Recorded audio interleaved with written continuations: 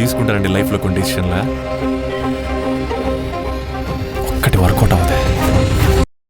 Couple friendly ఈ Valentine's డేకి release అయిన లవ్ అండ్ రొమాంటిక్ ఎంటర్టైనర్ అని ట్రైలర్ చూసి అనుకున్నా, కానీ ఇది అంతకు మించి మంచి మూవీ.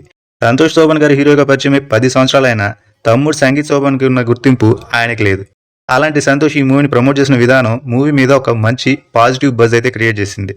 ఇంకా మూవీ ప్లాట్ ఏంటి, యాక్టర్స్ ఎలా చేశారు, సినిమా హిట్టా పట్టా అని తెలుసుకునే ముందు నేను కూడా సంతోష్ శోభన్ గారి లాగా సంవత్సరం పైన రివ్యూస్ చేస్తూ కష్టపడుతున్నా. ఈ రివ్యూ నచ్చితే లైక్ చేసి సబ్స్క్రైబ్ చేసుకుని కొంచెం ఎంకరేజ్ చేయండి బాస్. సరే ఆ సోది ఎందుకులే కానీ మూవీ ప్లాట్ ఏంటంటే, శివ అనేవాడు నెల్లూరులో తండ్రి టార్చర్ తట్టుకోలేక చెన్నైకి వెళ్ళి ఉద్యోగ ప్రయత్నాలు చేసుకుంటూ ఉంటాడు. అలాగే పాకెట్ మనీ కోసం బైక్ రైడ్స్ చేస్తూ ఉంటాడు. అలా చిత్ర పరిచయం అవుతుంది. అనుకోని సంఘటన వల్ల ఇద్దరు కలిసి రూమ్ షేర్ చేసుకోవాల్సి వస్తుంది. ఇంకా ఇద్దరు కలిసి ఒక ఇంటీరియర్ కంపెనీని స్టార్ట్ చేస్తారు.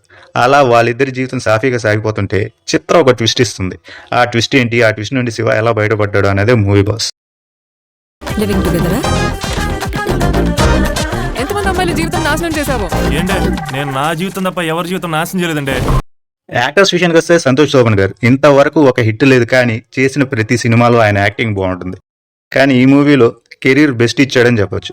న్యాచురల్ లుక్స్లో నిరుత్సాహ పరిస్థితులు ఆయన యాక్టింగ్లో జీవించాడని చెప్పాలి. మానస వారణాసి గారి విషయానికి వస్తే ఆవిడ ఫస్ట్ మూవీ దేవకి నందన వాసుదేవ. మూవీలో కథ మొత్తం ఆవిడదే అయినా ఆ మూవీలో యాక్టింగ్ స్కోప్ లేదు.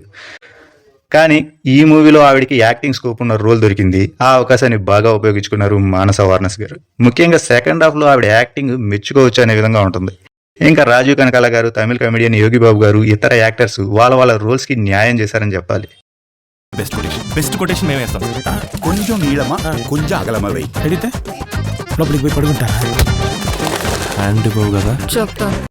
టెక్నికల్ టీం విషయానికి వస్తే ఆదిత్య గారి మ్యూజిక్, బీజిఎం ఎమోషన్ సీన్స్ ని బాగా ఎలివేట్ చేసింది. ఇంకా దినేష్ గారి సినిమాటోగ్రఫీ మూవీని న్యాచురల్ గా ప్రజెంట్ చేసింది.